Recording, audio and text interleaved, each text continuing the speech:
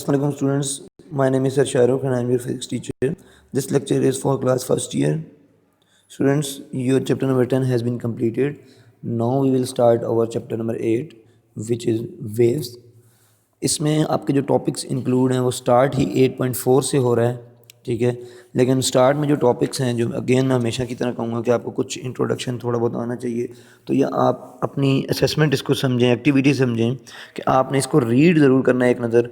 ये periodic waves 8.1 topic, इसी तरह 8.2 प्रोग्रेसिव वेव्स, आपकी 9th में आपने चीज़ें जस्ट थी क्लासिफिकेशन ऑफ प्रोग्रेसिव वेव्स यानी मैकेनिकल वेव्स की टाइप्स आपने पढ़ी थी, लॉन्गिट्यूडनल और ट्रांसवर्स, ठीक है। 2 टाइप्स आपने पढ़ी थी, ट्रांसवर्स और लॉन्गिट्यूडनल। ये आप लोगों की इस दफ़ा भी इंक्लूड होती हैं अगर आप ये पढ़ते, बट इंक्लूड नहीं है, आपने अपने कॉन्सेप्ट के लिए पढ़ना है, ठीक है। तो वेव क्रस्ट क्या होता है, ट्रफ क्या होता है, ठीक है जी। इसके अलावा आपने लॉन्गिट्यूडनल के साथ ट्रांसवर्स वेव्स के साथ लॉन्गिट्यूडनल भी पढ़नी है, लॉन्गिट्यूडनल टाइप ऑफ वेव क्या होती है, ठीक है। पार्टिकल्स के मीडियम्स की बात है सारी, आपको ये याद भी होगा, 10th में आपने सॉरी ये पढ़ा हुआ है, ठीक है, टाइप्स ऑफ वेव्स। तो ये आपने खुद ज़रा रीड करनी है पूरा टॉपिक यहाँ तक। कैरेक्टरिस्टिक्स ऑफ वेव में फ्रीक्वेंसी ऑफ अ वेव क्या होती है, time period of a wave क्या होता है, ये फार्मूलाज भी यहाँ पे लिखे हैं, आप देखेंगे आपको इंशाल्लाह ये सब समझ आएगी। फिर वेवलेंथ ऑफ वेव क्या है, ठीक है। तो एम्पलीट्यूड, इंटेंसिटी, ये सब आपने रीड करनी है एक दफ़ा, बेसिक आइडिया आपने ले लेना है। फिर आपका टॉपिक जो इंक्लूड है बोर्ड में इस दफ़ा, वो है आपका ये टॉपिक 8.4 स्पीड ऑफ साउंड। तो इसे हम स्टार्ट करेंगे इस टॉपिक को। तो अपना सबसे पहले आप बुक्स खोल लें, पेज 2, और देखें कि आपके पास स्पीड क्या है, कि डिस्टेंस कवर्ड बाय साउंड ने जो डिस्टेंस कवर किया पर यूनिट टाइम में इस कॉल्ड स्पीड, ठीक है। जो ये फार्मूला है आपका, उसको अगर हम किसी भी मीडियम के किसी मीडियम की टर्म्स में रिप्रेजेंट करेंगे, मीडियम क्योंकि बिकॉज आपकी जो वेव्स आप डिस्कस करने जा रहे हैं वो हैं साउंड वेव्स, ठीक है। वो आपकी मैकेनिकल वेव्स हैं, यानी उनको कोई मीडियम रिक्वायर्ड होता है ट्रैवल करने के लिए। तो जब हम स्पीड ऑफ साउंड की भी बात करेंगे तो मीडियम के अंदर उसकी ट्रैवल की बात करेंगे। तो मीडियम के अंदर जब ट्रैवल की बात करेंगे तो मीडियम की कुछ प्रॉपर्टीज़ जो उसकी स्पीड को अफेक्ट करेंगी उसको आपने डिस्कस करना है। तो यहाँ पे 2 फैक्टर्स बताए गए हैं जो स्पीड ऑफ साउंड को जो अफेक्ट करते हैं, वो बताया गया density of the medium and elasticity of the medium. तो डेंसिटी तो स्टूडेंट्स बहुत सिंपल है। फॉर एग्जांपल अगर हम एयर ले लेते हैं, मतलब कोई मीडियम ऐसा लेते हैं एयर जिसमें से साउंड ट्रैवल कर रही है, तो एयर की अगर मैं कोई एयर का ऐसा कुछ पोर्शन ले लूँ, कोई कॉलम ले लूँ, तो उसके अंदर जितने number of particles per unit volume में लाई कर रहे होंगे वो उसकी डेंसिटी होगी, ठीक है। तो स्पीड ऑफ साउंड जो है वो उस पर भी डिपेंड करेगी, डेंसिटी पे। फिर दूसरी बात है इलास्टिसिटी ऑफ द मीडियम। तो इलास्टिसिटी स्टूडेंट्स ये होती है कि आप इस चीज़ को इस तरह देखें, इलास्टिसिटी को जब हमने बात की थी वेव्स की, तो हमने कहा था waves is a disturbance in a medium which moves it's the mediums particle in vibratory motion, या आप वेव को यूँ कहेंगे कि जो वेव होती है वो मीडियम के पार्टिकल्स को which sets the particles of the medium in vibratory motion, मतलब वो वाइब्रेटरी मोशन करने पर मजबूर करती हैं। फॉर एग्जांपल एक स्ट्रिंग लेते हैं, उसके ये पार्टिकल देते हैं, वो जब क्या होगा, जब यहाँ से वेव आएगी यानी एनर्जी आएगी, तो ये पार्टिकल्स ऐसे अपनी ही जगह पे अप एंड डाउन वाइब्रेट करना शुरू कर देंगे, तो जिससे आपके पास वेव्स क्रिएट होंगी, ठीक है। तो इलास्टिसिटी बच्चों क्या चीज़ है, इलास्टिसिटी किसी भी मटेरियल के पार्टिकल्स की वो प्रॉपर्टी है कि जब कोई एनर्जी या वेव उनको आके अपने मीन पॉइंट से दूर भेजे, ठीक है, जब वो यहाँ था, तो इलास्टिसिटी उनकी वो प्रॉपर्टी है जिसकी बेस पर वो वापस अपने मीन पॉइंट पर। तो कोई भी मीडियम उतना ज़्यादा इलास्टिक होगा जितना ज़्यादा तेज़ी से उसके पार्टिकल्स जो हैं अपने मीन पॉइंट की तरफ वापस आएंगे, यानी हम यूँ कहेंगे कि वो मीडियम उतना ज़्यादा इलास्टिक है।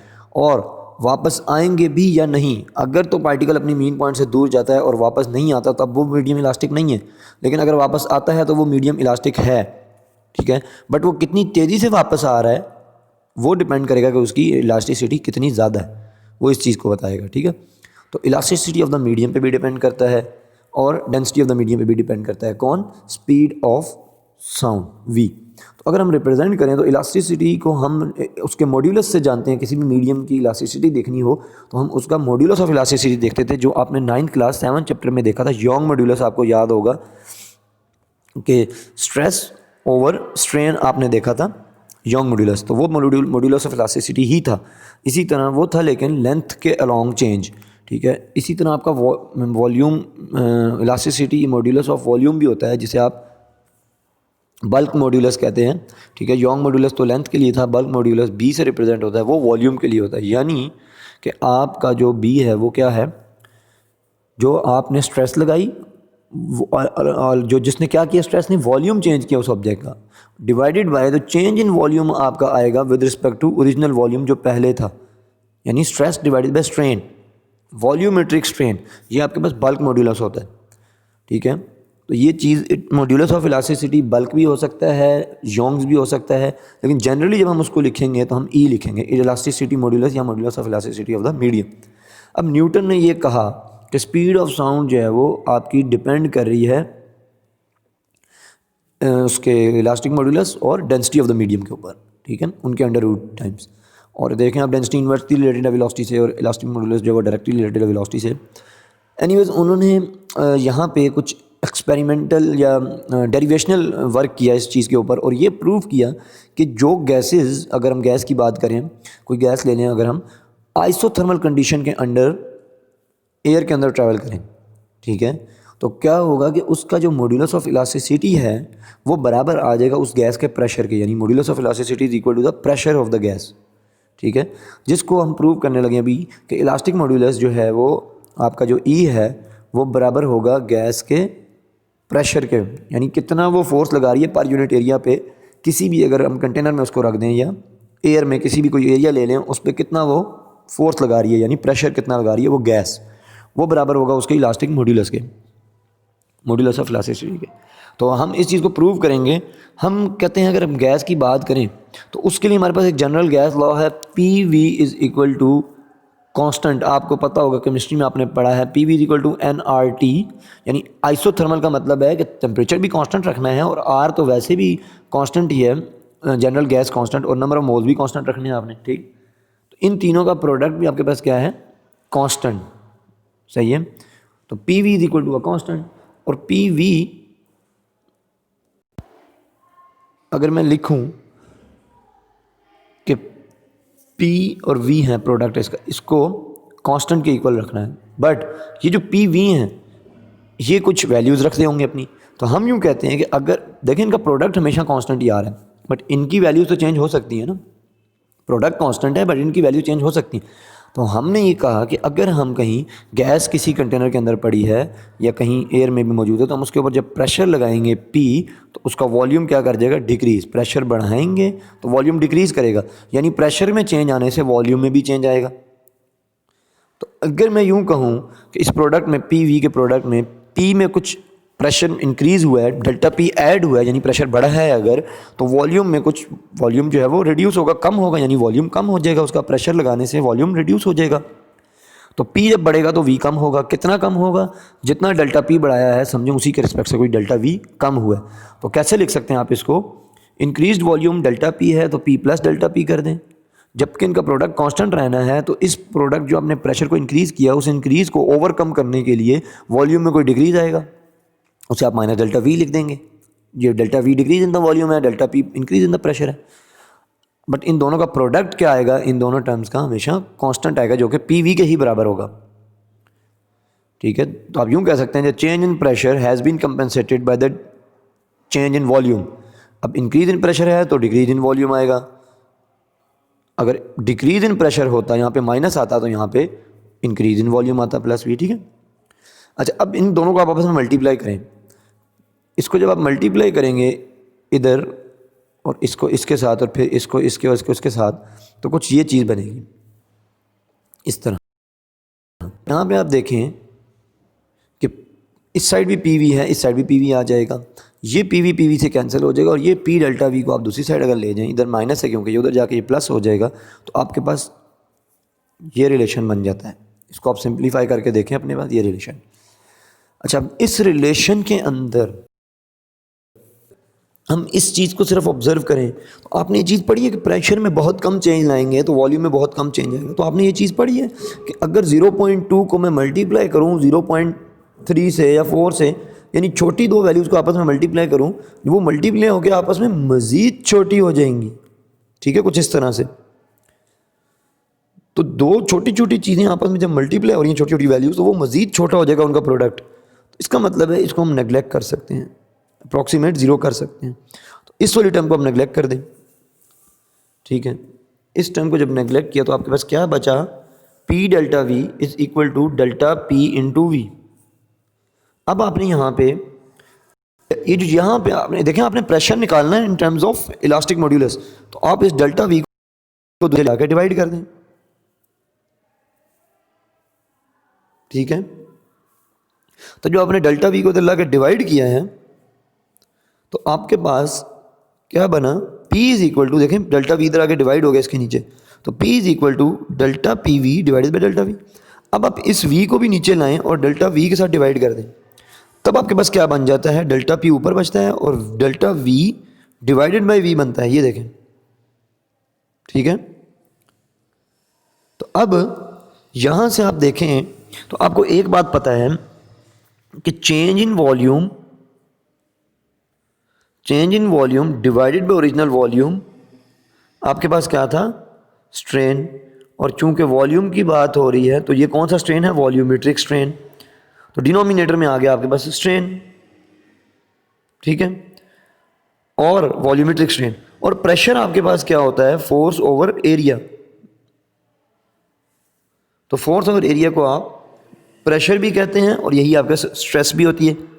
तो डेल्टा पी क्या है, चेंज इन प्रेशर, मतलब प्रेशर इंक्रीज होना है, प्रेशर अप्लाई हुआ तो प्रेशर में चेंज आया ना, तो प्रेशर लगना मतलब फोर्स ओवर एरिया यानी स्ट्रेस। तो ये क्या बन गया आपके पास, स्ट्रेस ओवर वॉल्यूमेट्रिक स्ट्रेन।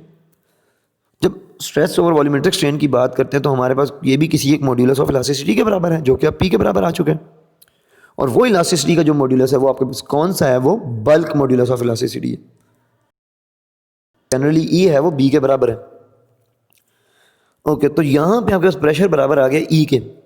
अब आप क्या करेंगे, आप इस ई को पुट करेंगे, इस मतलब इस पी की जगह आप ई को पुट करेंगे कहाँ पे, इस फॉर्मूला में। अब नेक्स्ट ये करते हैं हम, ये देखें यहाँ पे आपने पुट कर लिया, v इज इक्वल टू ई की जगह p आ गया डिवाइडेड बाय डेंसिटी अपनी जगह पे। अब आपको एक और चीज़ स्टूडेंट्स पता है, फ्लूइड्स के अंदर, ये लिक्विड्स या गैसेस के अंदर जो प्रेशर गैसेस लगाती हैं वो किस रिलेशन से लिखा जाता है, रो जी एच से।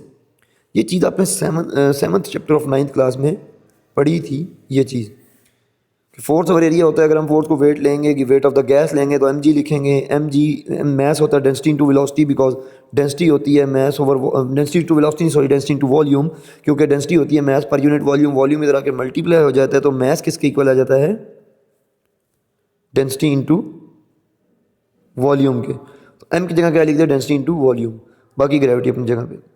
अब वॉल्यूम क्या है आपके पास, किसी भी ऑब्जेक्ट की अगर हम बात करें, जैसे ये सरफेस एरिया है उसका, ये उसकी हाइट है, तो जिस कंटेनर में गैस पड़ी है या जिस किसी इलाके में गैस पड़ी है उसका कोई वॉल्यूम होगा तो ये उसका v बन जाता है, एरिया इनटू हाइट मल्टीप्लाई करें तो वॉल्यूम बन जाता है।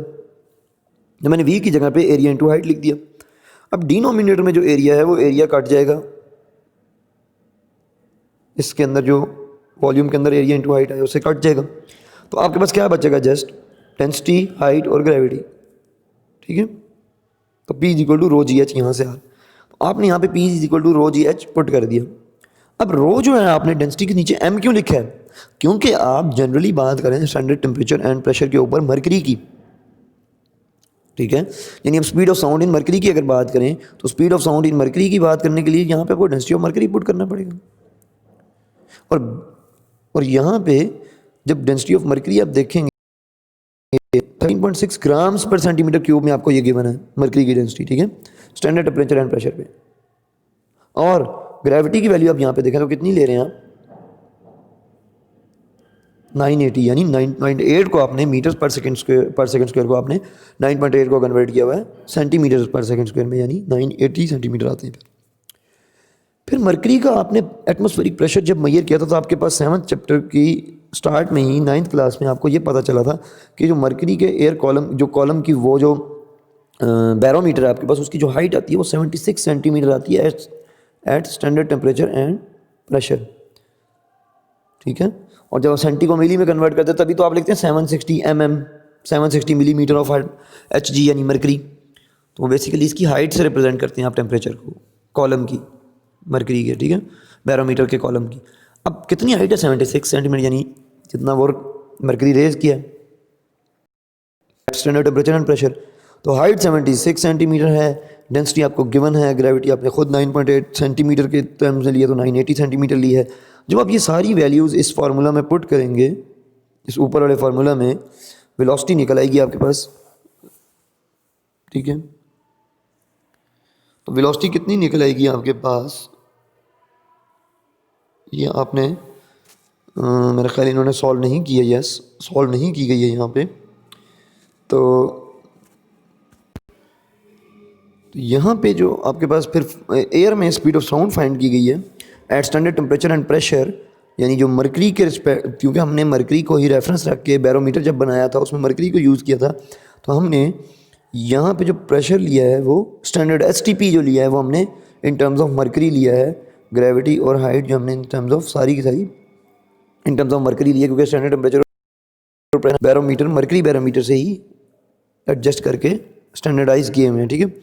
तो आपने जब किसी भी मीडियम में स्पीड ऑफ साउंड निकालनी है तो आप उस मीडियम की डेंसिटी पुट करेंगे यहाँ पे इस फार्मूला में, मरकरी की डेंसिटी पुट करेंगे, ग्रेविटी पुट करेंगे, हाइट पुट करेंगे, मरकरी की कॉलम की हाइट STP पे, तो आपके पास उस मीडियम, यानी जिस मीडियम की अपनी डेंसिटी डिवाइड की है उस मीडियम के अंदर स्पीड ऑफ साउंड आ जाएगा। तो अब यहाँ पे देखें, अपने इन्होंने फाइंड की हुई है, ये देखें डेंसिटी ऑफ मरकरी पुट की 13.6 ग्राम्स पर सेंटीमीटर क्यूब, ग्रेविटी पुट की 980 मीटर पर सेकेंड, 980 सेंटीमीटर पर सेकेंड स्क्वायर, और हाइट कॉलम की पुट की उन्होंने बैरोमीटर के यानी मरकरी के लिए STP पे जो प्रेशर की हाइट पुट की है उन्होंने 760 सेंटीमीटर की है, ठीक है। उन्होंने प्रेशर को इन टर्म्स ऑफ हाइट लिखा है यहाँ पे, यानी बार्स और PSI और न्यूटन पर मीटर स्क्वायर, यानी पास्कल्स की टर्म में नहीं लिखा बल्कि हाइट की टर्म में प्रेशर को उन्होंने लिख दिया यहाँ पे डेंस मरकरी के रिस्पेक्ट से। और डिनोमिनेटर में आपके पास एयर की डेंसिटी है, बिकॉज आप साउंड की स्पीड एयर में फाइंड करें, तो जो आप ये सारा पुट करेंगे तो 281 मीटर पर सेकेंड आएगा। बट ये एक्सपेरिमेंटल वैल्यू नहीं है, ये आपकी थ्योरेटिकल वैल्यू है। तो जब आपने एक्सपेरिमेंट कर स्पीड ऑफ साउंड फाइंड की थी तो 332 मीटर पर सेकेंड आई थी। तो यहाँ पे 16% का गैप आ रहा है, यानी फ़र्क आ रहा है कि आपकी थ्योरेटिकल वैल्यू जो है वो 281 मीटर पर सेकेंड है, यानी 16% कम है प्रैक्टिकल वैल्यू एप्लीकेशन जो आपने प्रैक्टिकल एक्सपेरिमेंट से जो आपने 332 फाइंड की थी उससे 16% लेस है। तो ये लेस क्यों है, इस चीज़ को चेक करने के लिए लैप्लास ने एक करेक्शन की थी, कोई नया पैरामीटर इन्वॉल्व किया था, वो हम नेक्स्ट लेक्चर में देखेंगे, ठीक है। तब तक के लिए आप अपनी एक्टिविटी ये रखें कि आपने इस फार्मूला के अंदर इन यूनिट्स को भी सॉल्व करके 281 मीटर पर सेकेंड लेकर आना है, यूनिट्स सॉल्व करके आपने आंसर लाना है, यानी यहाँ से इस पॉइंट से आपने यहाँ पे आना है by putting these values along with their units inside the under root sign, ठीक है। मीटर पर सेकेंड में मुझे आप आंसर निकाल के दे देंगे 281, ये आपकी एक्टिविटी होगी, ठीक है। बाकी नेक्स्ट हम कल इंशाल्लाह देखेंगे अगला टॉपिक अपना। तब तक के लिए आप अपनी पिछले टॉपिक्स को रीड करें, स्टार्ट से लेकर 8.3 टॉपिक्स तक एक नज़र देखें और ये एक्टिविटी करें और अपना ख्याल रखें और पढ़ते रहें। अल्लाह हाफ़िज़।